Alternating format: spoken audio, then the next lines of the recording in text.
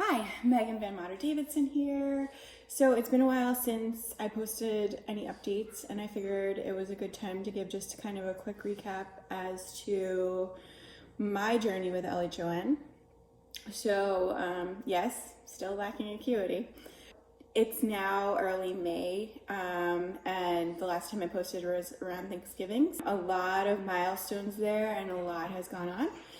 December marks the year mark of when I noticed something funky going on with my vision. So that's when I first saw an optometrist in December 2018, because I saw a little smudge on my eyelid when I was doing my makeup in my left eye with my right eye closed.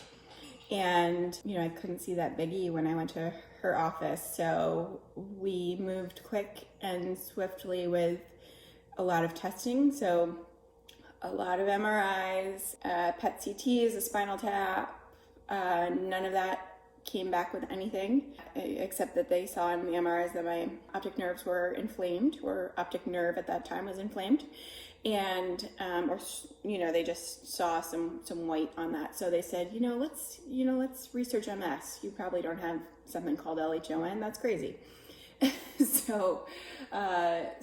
Then they had me do a stint of high-dose steroids, so a lot of pills for a lot of days, and that was not fun, and that didn't do anything either because, of course, I didn't have MS.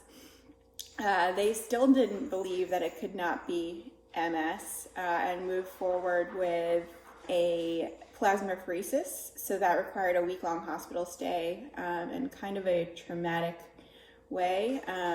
They kind of told me, you're going to go to the hospital today and get admitted and all of that.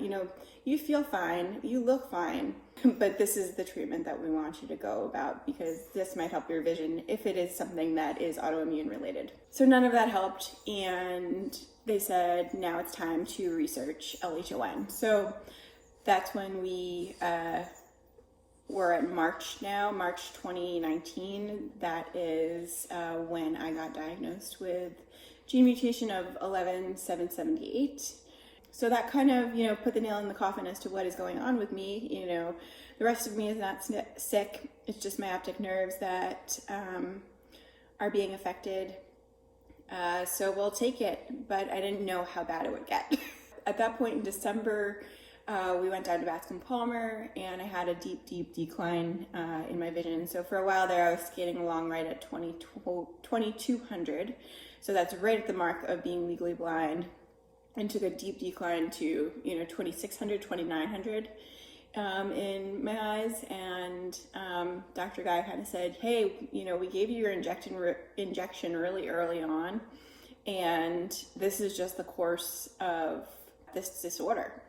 Let's see what else this gene therapy is going to do. Again, I had the gene therapy injection in one of my eyes, which was deemed the worst at that point in time, in June 2019. So I kind of hit the ground running, found a trial, and got myself in there. That stunk to hear, and I was super down, and I said, Dr. Guy, I need some positivity here, what can I put in my head? And he said, let's be positive that the gene therapy is working because your scotoma in your injected eye is a lot thinner than the one in your non-injected eye, which is pretty dense. So I said, okay, let's take it. At the same point in time, Scott and I looked at each other and we were like, whoa, we never thought we would be here. I never thought I would be this visually impaired. He never thought he'd be dealing with a wife who is at home most of the time because I work from home. He travels almost 90% of the time. What are we going to do? So he said something that I never thought he would say, and he said, let's move back to New Jersey. In December, we told my family, we were going to start looking at real estate here, and we kind of hit the ground running, and we closed on a house on March 16th, so the same days that, restaurants shut down in New Jersey. So a little bit crazy, and a lot of going on and moving there, just a lot of moving parts that my husband, really took care of it all, because if you think about it, I can't sign the contracts very easily. I can't, review documents very easily. I'm still learning, voiceover on my phone because again, with LHON, it hits so quickly and so drastically, where a lot of other disorders where you become legally blind is very, very gradual, and you have time to, adapt and kind of let it sink in. So with that said, at the same point in time, I was approved with the Department of Rehabilitation in California, and I said, I need to get my training in, now. So I was able to get my iOS training, so I'm able to flick through my phone just using, gestures with voiceover. I could totally listen to my emails and send emails with voiceover alone. Text messages are fine. Websites are still a little, funky for me to deal with, but, I'm doing it. I can do, the minimum of what I actually need to do on my phone. I try and look at Instagram just to be, that normal person, but, not seeing much there. So, so we did that. It was kind of crazy because I was in the dining room while my house was being staged, while, real estate agents were coming in and out, photos were being taken to be posted. And, cause the California real estate market is insane. And, I had, my, adaptability teachers at the kitchen table or at the dining room table with me, like, okay, we're just going to power through and keep going. So I was able to learn iOS voiceover and a tool called JAWS and Zoom and Fusion, basically. So JAWS does voiceover for everything on your, Microsoft computers. I'm not sure if it's actually with iOS as well. I'm not sure if I can use it on my iMac. But then I also Zoom pretty tightly, so then I can kind of see where I'm navigating, and it's probably a faux pas in the blind world, but I'm getting it done. I'm still working. We're good. Same point in time, we're at the February timeframe there. We went down to Bascom Palmer in March for my 9-month visit, and my vision improved. So not to the point of like me being able to see regularly, but I guess the scotoma in my right eye shrunk drastically. I think he can import show my visual field here, which is, again, the visual field is when your head's in a bubble and the lights pop up everywhere, and you have to identify when you see a light. So then that kind of identifies your actual scotoma or your blind spot.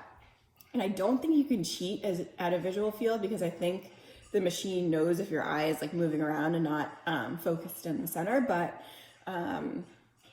kudos to me if I figured out how to cheat at that, but I don't think so. So great news. But what does that mean for my vision right now? I think I've said this before, but my vision is like I'm underwater. So I can maneuver around obstacles. Stairs are a little funky for me. I did get cane training in California, so I do have a cane. I can use it if I need to. However, it's still like a pride point for me where I really don't want to. I use it in airports as an identifier, but then my colors are wonky. So I first noticed it like in December. I was working super zoomed in. You would think like that would help with color identification. I don't know. And my Excel and my PowerPoint icons were interchangeable in what their colors were. So Excel is green, PowerPoint's red. Couldn't tell the difference. And it's funny because I recently was working on a PowerPoint deck, and we were doing, red, amber, green for project status. And my boss was like, your colors are not assigned correctly to what the status says. And I was like, yep, sorry, I'm gonna figure out how to fix that, but that's where we are. So the only color I really can see is the color of my shirt. So cobalt blue, recycling can blue. Everything else to me is pretty much like black, brown, white, gray. So we're dealing with it. It is what it is. But that's kind of our update. So great news is that Scott and I are back in New Jersey, and we were able to close before the COVID craziness happened. But, the sad part of that is that it all had to happen because I am going through, or we are going through this craziness. And I'm involved a lot in the LHON community in terms of, other affecteds, other family members. And I keep asking a little bit, like, how long did it take you to actually accept that, like, this is your life moving forward, and just kind of jump in the pool full force? And a lot of people are saying 2 years. So I will take that 2 years, because it has been a year and I'm like, I'm not there yet. Like, totally set off the smoke alarm yesterday because I, burnt something that, it just shouldn't have happened if I had my regular vision. So totally embarrassing and frustrating, but so that's where we are. I'm going to post something else in terms of, being visually impaired during COVID. It'll be quick, but it's been some of my like pain points. And then also in that same video, I think I'm going to include, some other things that have been interesting, like, during COVID, you have to be, socially distancing. When I social distance, I can't see people's faces. Like, I can only see your face if you are this close to me, which isn't allowed. So I can be across the room from you, or not even across the room, because I don't even know if you're there, but I can be across a countertop from you or 6 feet away from you, and I could be looking you in the face, but I can't see your face. That's a social normality. I'm just trying to like make sure that you know that I'm involved in conversation. So there's other things there. I'm going to repeat that again when I do this next video, but that's our update. We are in a good place. We're happy, we're healthy, we're moved in. Both of those terms are probably pretty relative given everything we're going through. But yeah, much love. Thanks for catching up, and hope to see you soon. All right, bye.